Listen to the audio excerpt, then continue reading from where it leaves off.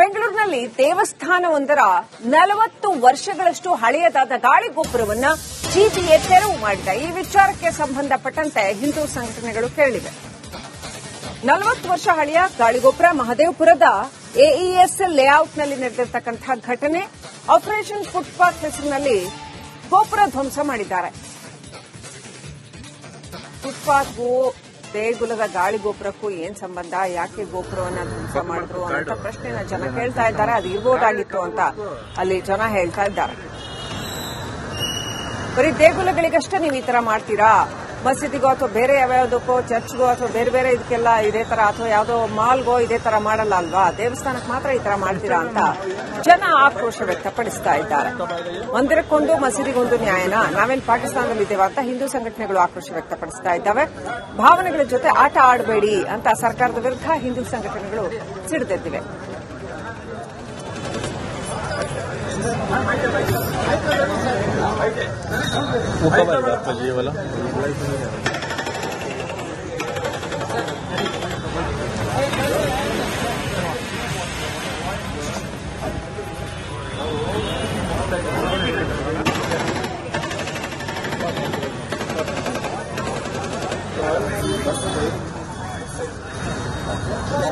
ಮಹದೇವಪುರದ ASC ಲೇಔಟ್ನಲ್ಲಿ ಇಲ್ಲಿರುವಂತಹ ಗಣೇಶನ ದೇವಸ್ಥಾನದ ಗಾಳಿಗೋಪುರವನ್ನು ಡೆಮಾಲಿಷನ್ ಮಾಡಿರುವಂತಹ ಆರೋಪ ಕೇಳಿ ಬಂದಿರುವಂತದ್ದು. ಜಿಬಿಎ ಈ ಒಂದು ಡೆಮಾಲಿಷನ್ ಮಾಡಿದೆ ಅನ್ನೋ ಆರೋಪವನ್ನು ಸ್ಥಳೀಯರು ಮಾಡ್ತಾ ಇದ್ದಾರೆ. ಫುಟ್ಪಾತ್ ನಲ್ಲಿದ್ದಂತಹ ಕಾರಣಕ್ಕಾಗಿ ಇದನ್ನು ನಿನ್ನೆ ಡೆಮಾಲಿಷನ್ ಮಾಡಲಾಗಿತ್ತು. ಇವತ್ತು ಯಾವಾಗ ಒಂದು ಡೆಮಾಲಿಷನ್ ಆಯಿತು ಆ ಒಂದು ಸಂದರ್ಭದಲ್ಲಿ ದೊಡ್ಡ ಮಟ್ಟದಲ್ಲಿ ಆಕ್ರೋಶ ಕೂಡ ವ್ಯಕ್ತವಾಯಿತು.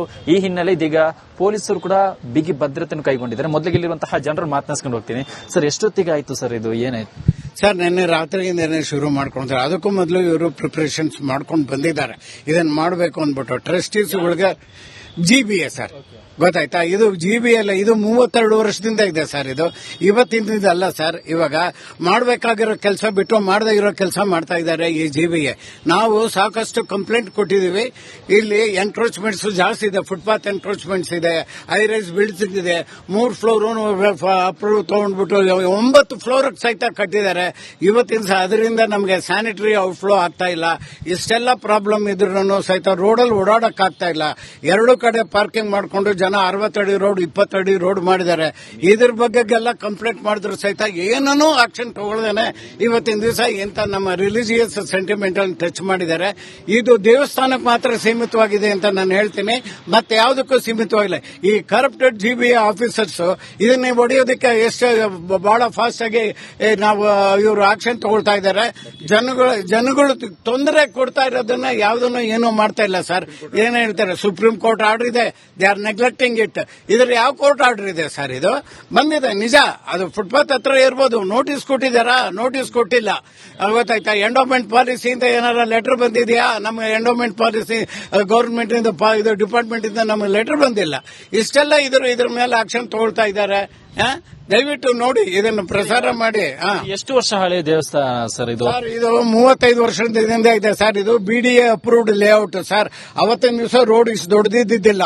ಅವತ್ತಿನ ದಿವಸ ಇವರು ಕಟ್ಟಿಸ್ಕೊಂಡಿದ್ದಾರೆ. 32 ಇಯರ್ಸ್ ಇಂದ ರಾಜಗೋಪುರ ಇದೆ ಸರ್. ಇದು ಒಂದು ವ್ಯವಸ್ಥೆನೇ ಇಲ್ಲ ಸರ್. ಅಲ್ಲಲ್ಲಿ ಎಂಕ್ರೋಚ್ಮೆಂಟ್ ನಡೀತಾ ಇದೆ. ಇವಾಗ್ಲೂ ನನ್ನ ಜೊತೆ ಬನ್ನಿ, ಎಂಕ್ರೋಚ್ಮೆಂಟ್ ನಾನು ತೋರಿಸ್ತೀನಿ. ನನ್ನ ಮನೆ ಮುಂದೆ ಕಟ್ತಾ ಇದ್ದಾರೆ. ಜಿಬಿಎ ಕಮಿಷನರ್ಗೆ ನಾನು ಮೊನ್ನೆ ಬರ್ದೆ, ಲಾಸ್ಟ್ ವೀಕ್ ಬರ್ದೆ. ಏನು ಆಕ್ಷನ್ ತಗೊಳ್ಳಲ್ಲ. ಅದೆಲ್ಲ ಬಿಟ್ಬಿಟ್ಟು ಏನು ಯಾರಿಗೂ ತೊಂದರೆ ಆಗದೆ ಇರೋ ಈ ದೇವಸ್ಥಾನ ಗಾಲಿ ಗೋಪುರ ಯಾಕೆ ಹೊಡಿಬೇಕು?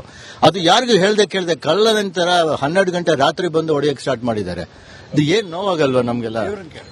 ಸರ್ ನಮಸ್ತೆ, ಲೋಹಿತ್ ಅಂತ. ನಾವು ರೆಸಿಡೆನ್ಸೇ.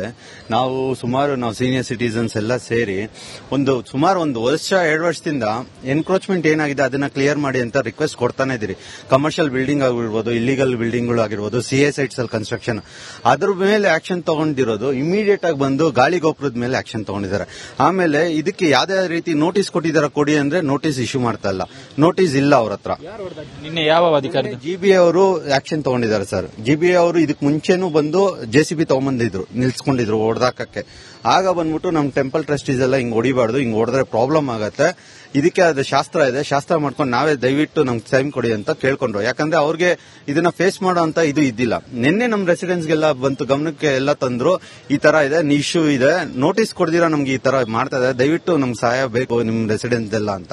ನಾವು ಬಂದು ಆಮೇಲೆ GB ಅವ್ರನ್ನ ಕೇಳ್ತಾ ಇದೀರಿ, ಸರ್ ನೋಟಿಸ್ ಕೊಡಿ, ಏನಿದೆ ತೋರಿಸಿ, ನೋಟಿಸ್ ಅನ್ನ ತೋರಿಸಿ, ಒಂದ್ 5 ನಿಮಿಷ ಹೋಲ್ಡ್ ಮಾಡಿ. ಇಮಿಡಿಯೇಟ್ ಆಗಿ ಎತ್ತಿದ ತಕ್ಷಣ ಫಸ್ಟ್ ಮೇಲ್ಗಡೆ ಓಡಿಸ್ಬಿಟ್ರು.